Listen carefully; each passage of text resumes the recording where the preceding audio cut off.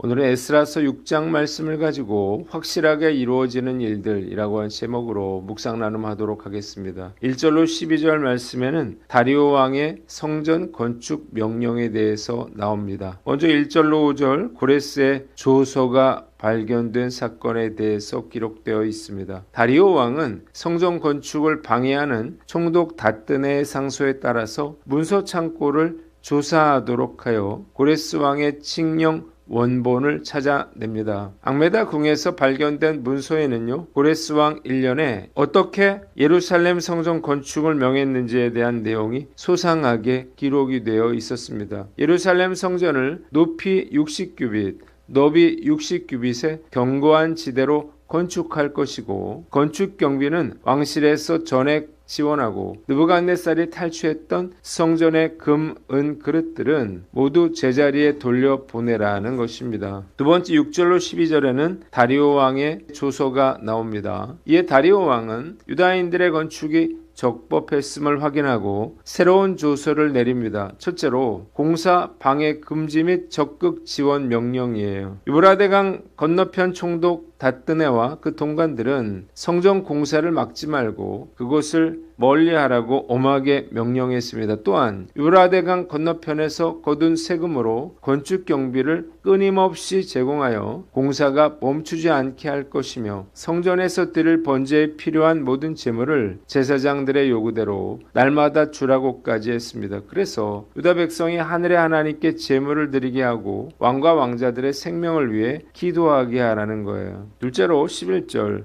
명령 위반 시에 강력한 처벌 경고에 대해서 나옵니다. 누구든지 이 명령을 변조하거나 성전을 헐려하면 그의 집 들보를 빼내어서 그를 그 위에 매달아 죽이고 그의 집을 거름더미로 만들라고 명령하고, 만일 이 명령을 어기고 성전을 훼손하는 자는 하나님께서 멸하시기를 원한다고 선언하며 모든 것을 신속히 행하라고 명했습니다. 본문이 우리에게 주는 교훈이 있는데, 첫째로 낙심하지 말고 하나님을 신뢰하라는 거예요. 말씀을 묵상하면서 다뜨네 총독이 다리오 왕에게 성전 건축을 반대하는 조서를 보낸 것이 오히려 전화위복을 가져왔다는 사실을 깨닫게 됩니다. 그들의 온갖 방해에도 불구하고 성전 재건 공사는 중단되지 않았고, 앙메다 궁에서 발견된 고레스 칙령으로 인해서 다리오 왕은 성전 재건 공사를 적극 지원하고 이를 방해하는 자들에게 강력한 처벌을 하라고 명령했기 때문입니다. 어떤 상황에서도 낙심하지 말고 하나님을 신뢰해야 합니다. 왜냐하면 우리는 어떤 것이 더 우리에게 좋은 것인지 알지 못하기 때문이에요. 유다인들은 다뜨네가 성전 건축을 반대하는 조서를 보낸 것이 그들에게 큰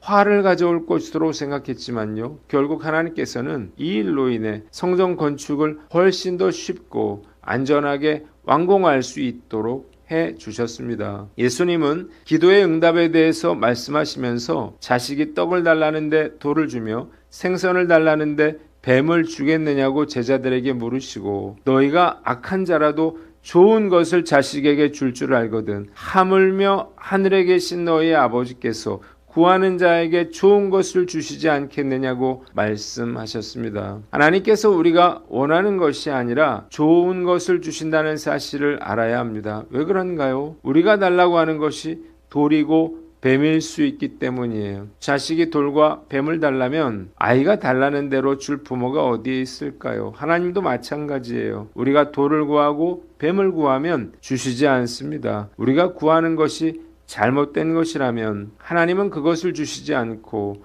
다른 것, 즉 더 좋은 것을 주십니다. 사실 가장 좋은 것이 무엇인지 우리는 알지 못합니다. 그저 현 상황에서 우리가 원하는 것을 구하는 거예요. 지난 날을 돌아보면요, 제가 원했던 것과 하나님이 원하셨던 것이 전혀 다른 경우가 너무나 많이 있었습니다. 만일 하나님께서 제가 원하는 대로 다 이루어 주셨더라면 저는 떡과 생선 대신 돌과 뱀을 전가를 받게 되었을 것입니다. 사실 하나님이 제가 원하는 것을 주시지 않았을 때 너무나 실망하고 낙심합니다. 그래서 이제부터 삐뚤어질 테다라고 하는 마음이 생기고요, 원망과 불평을 하게 됩니다. 하나님께서 다른 응답을 주셨더라도 낙심하지 말고 하나님을 신뢰해야만 합니다. 하나님께서 떡이라고 주시는데 내가 보기에는 돌로 보일 수가 있습니다. 그러나 그럼에도 불구하고 우리는 이것이 가장 좋은 것이라는 믿음을 가져야 합니다. 하나님이 주시는 것이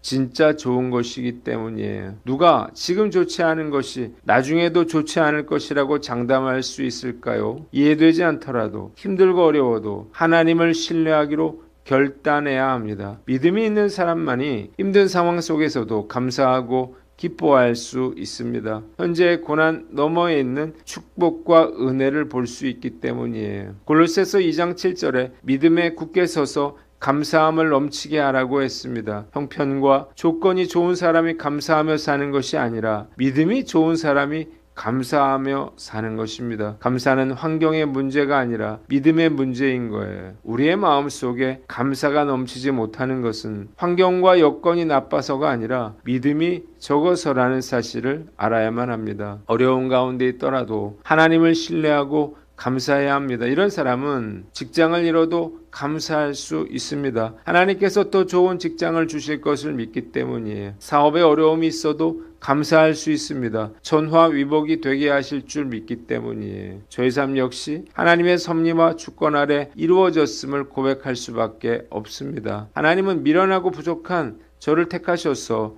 놀라운 기적을 경험케 하시고 하나님의 사역에 쓰임받게 해 주셨는데요. 정말 감사한 일이 아닐 수 없습니다. 그럼에도 조금만 힘들고 어려운 일이 생겨도 불평하고 원망하며 하나님을 의심하고 절망합니다. 너무 부끄럽고 죄송한 마음이 들어요. 제 인생에 베풀어 주신 기적 같은 은혜를 다시 기억하고 하나님께서 행하실 놀라운 일들을 기대할 수 있는 믿음의 사람이 되기를 다짐해 봅니다. 두 번째, 하나님께서 기뻐하시는 일을 하라는 것입니다. 다리오 왕은 고레스 왕이 내렸던 조서보다 더욱 적극적으로 전폭적인 지원을 아끼지 않았습니다. 성전 재건 공사를 방해하지 않는 것은 물론이요, 끊임없이 건축 경비를 지원하고 번제에 필요한 모든 재물까지도 제사장의 요구대로 매일 주라고 한 것입니다. 만일 유다 백성들이 성전 건축을 포기했더라면 결코 이런 놀라운 기적을 경험하지는 못했을 것입니다. 하나님께서 기뻐하시는 일을 하면요, 하나님은 뜻밖의 사람들과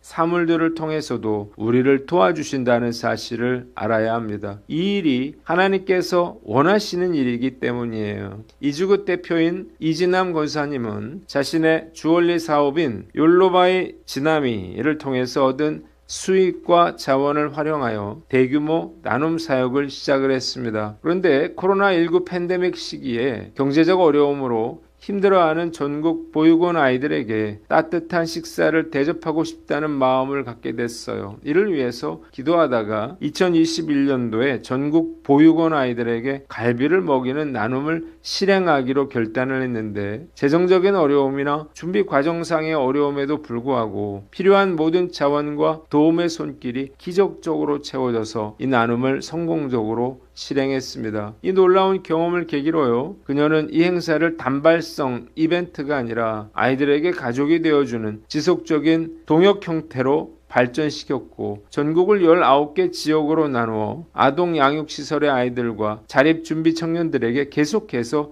사랑과 식사를 전달하고 있습니다. 그녀는 하나님의 도우심으로 무려 13,412명의 아이들에게 갈비를 전할 수 있었다고 간증했습니다. 하나님께서 기뻐하시는 일을 하면 하나님이 도우신다는 사실을 믿으시기를 바랍니다. 저도 이런 일들을 정말 많이 경험해 왔어요. 그래서 작은 교회였지만 제가 하고 싶은 일을 못한 적은 없었어요. 하나님께서 사람과 재정과 모든 여건을 도우셨기 때문입니다. 만일 유다 백성들이 성전 재건을 포기했다면 이 놀라운 기적은 결코 경험하지 못했을 것입니다. 저는 지금까지 늘 전도와 선교, 구제에 최선을 다해왔는데 유다의 지도자들처럼 담대한 믿음을 가지고 이 사명을 감당해 나가면 하나님께서 계속해서 놀라운 도움의 손길을 베풀어 주시리라 믿습니다. 우리의 생명이 다하는 날까지 하나님을 위해 놀라운 일들을 계획하고 도전해 나가는 저와 여러분들 되시기를 바랍니다. 마지막으로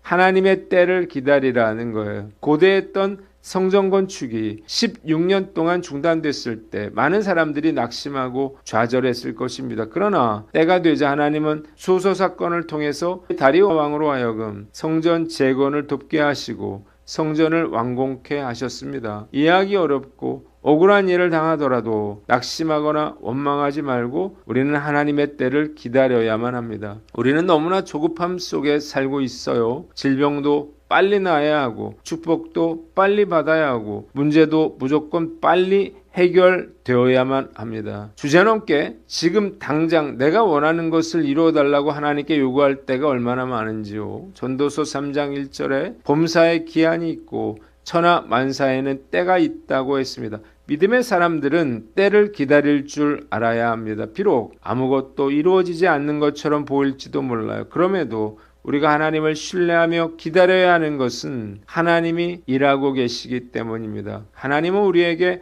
가장 필요하고 적절한 때에 가장 좋은 것으로 응답해 주실 것입니다. 과연 나는 하나님의 약속을 믿고 인내하며 때를 기다리는 사람인가요? 아니면 조금만 힘들어도 참지 못하고 불평하며 자기 뜻대로 행하려는 사람인가요? 저 역시 참고 기다리는 것을 힘들어하기는 하지만 하나님을 신뢰하고 믿음으로 때를 기다리면 결국 하나님이 저를 위해서 준비해 주신 놀라운 일들을 보게 되리라 믿습니다. 답답하더라도 인내심을 가지고 하나님의 때를 기다리는 저와 여러분들 되시기를 주님의 이름으로 축원합니다. 기도하겠습니다. 하나님 아버지, 어떤 상황에서도 하나님을 신뢰하며 하나님이 기뻐하시는 일을 하고 하나님의 때를 기다리게 하여 주시옵소서.